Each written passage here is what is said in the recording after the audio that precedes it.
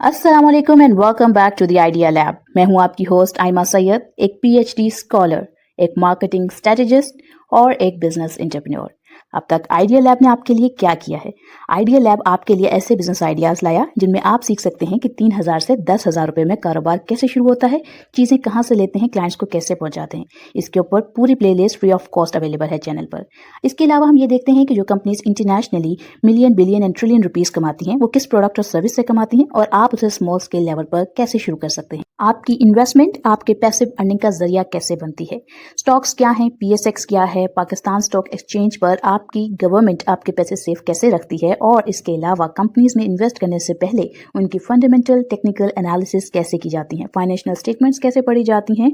मैं कोई financial adviser नहीं, लेकिन मैंने अपनी जर्नी से जो कुछ सीखा आपके साथ शेयर करती हूँ ताकि आप आइडिया लैब के साथ ग्रो कर सकें। अस्सलाम वालेकुम and welcome back to the idea lab. और आज हम ये देखने वाले हैं कि ईटिंग अप योर मनी का क्या मतलब है। मतलब ये कि हम ये समझेंगे कि पैसे कैसे बिना महसूस किए कम होते रहते हैं और इन्वेस्टर्स कैसे अपनी वेल्थ को साइलेंटली लूज कर देते हैं। ये कॉन्सेप्ट हर बिगिनर और प्रोफेशनल इन्वेस्टर के लिए बहुत ज़रूरी है। तो वीडियो को लाइक ज़रूर कीजिएगा, शेयर ज़रूर कीजिएगा, सब्सक्राइब ज़रूर कीजिएगा ताकि हम आज से नई चीज़ों को जैसे अब तक सीखते आ रहे हैं आगे भी सीखते रहें। अगर हम ये देखेंगे कि ईटिंग अप योर मनी का मतलब क्या है, तो आपका पैसा आहिस्ता आहिस्ता अपनी वैल्यू को कम कर देता है, अपनी वैल्यू को लूज़ कर देता है बिना आपके फ़ौरन पता चले।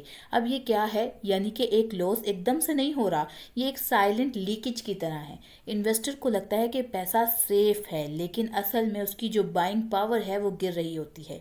ये पैसा किन चीज़ों की वजह से कम होता है? इनमें आपके पास इन्फ्लेशन है, आपका गलत स्पेंडिंग हैबिट है, आपकी पुअर इन्वेस्टमेंट है, आपके हाई अखराजात हैं, इमोशनल ट्रेडिंग है और आइडल आइडल कैश जो होता है, यानी जिसको आप बस रख देते हैं, इस्तेमाल नहीं कर रहे होते। ये सब चीज़ें जो हैं वो छोटी लगती हैं, लेकिन टाइम के साथ जो है ये आपकी जो वेल्थ है उसको ख़राब भी कर देती हैं और गिरा भी देती हैं। अब इसमें हमने सबसे बड़ी वजह जो है वो इन्फ्लेशन की बात करी। इन्फ्लेशन का मतलब यही कि हर साल चीज़ों की प्राइसेस जो हैं वो बढ़ रही होती हैं। आज ₹100 में जो सामान मिलता है, अगले साल वही सामान ₹115 का हो जाता है। इसका मतलब क्या है कि आपका जो ₹100 की पावर थी वो अब कम हो गई है। अगर इन्फ्लेशन 12% है और आपका पैसा ग्रो नहीं कर रहा, तो आप हर साल जो है वो आराम से चुपके से बगैर पता चले जो 12% की जो लॉस है वो आप बर्दाश्त कर रहे हैं। अब बैंक के अंदर सेविंग में और इन्फ्लेशन में किस तरीके से डिफरेंस है। बैंक सेविंग अकाउंट जो होता है वो आपको 8 से 10% का रिटर्न देता है, जबकि जो इन्फ्लेशन है वो अगर 10 से 15% चल रही हो तो रिजल्ट क्या निकलता है कि जो रियल रिटर्न है वो नेगेटिव होता है। आपको लगता है कि पैसा बढ़ रहा है, लेकिन असल में आपकी बाइंग पावर फिर भी गिर रही होती है। अब यहाँ पर दूसरी रीज़न जो है वो है आपकी गलत स्पेंडिंग।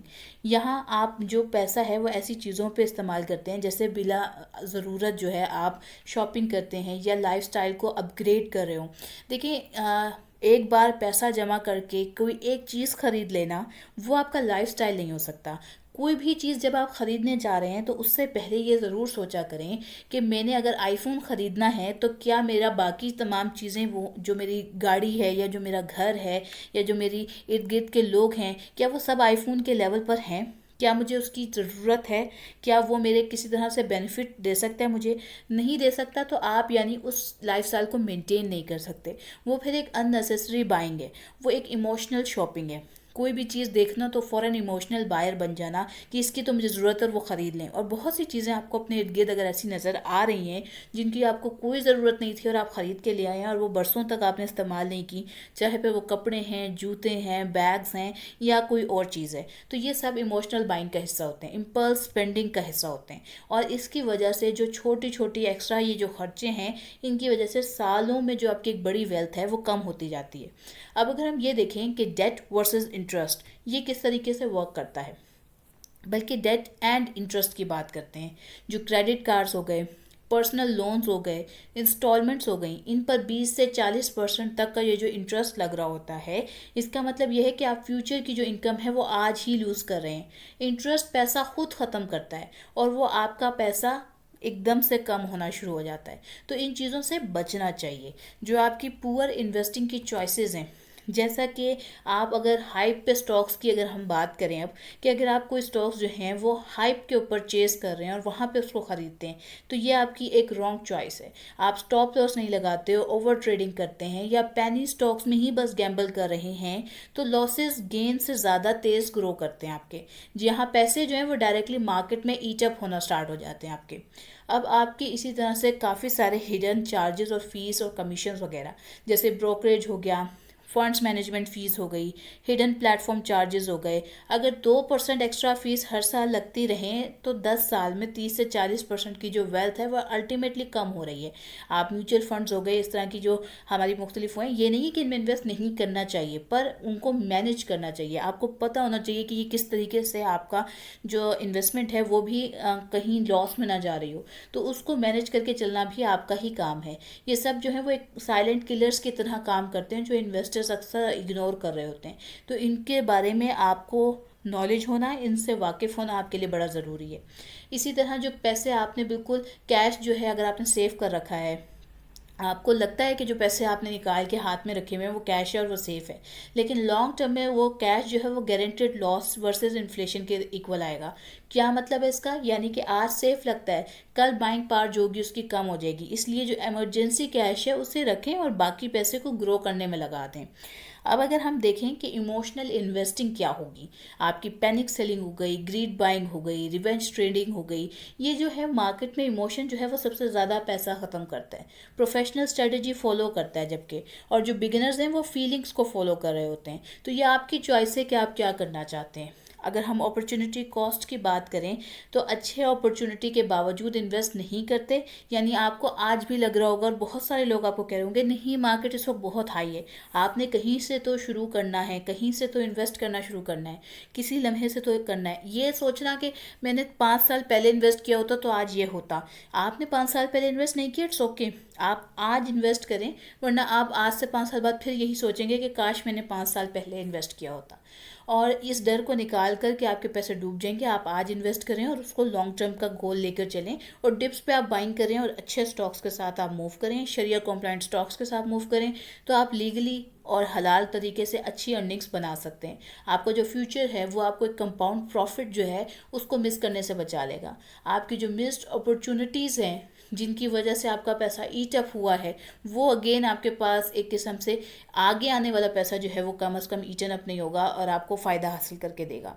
इसी तरह से जो प्रोफेशनल्स हैं वो अपने पैसों को कैसे प्रोटेक्ट करते हैं, वो इन्फ्लेशन से ज़्यादा जो है वो रिटर्न वाली एसेट्स लेते हैं, स्पेंडिंग कंट्रोल करते हैं, जो हाई इंटरेस्ट डेट होता है उसको अवॉइड करते हैं, क्रेडिट कार्ड्स को अवॉइड करें, लॉन्ग टर्म इन्वेस्टिंग जो है उसको आप प्रेफर करें।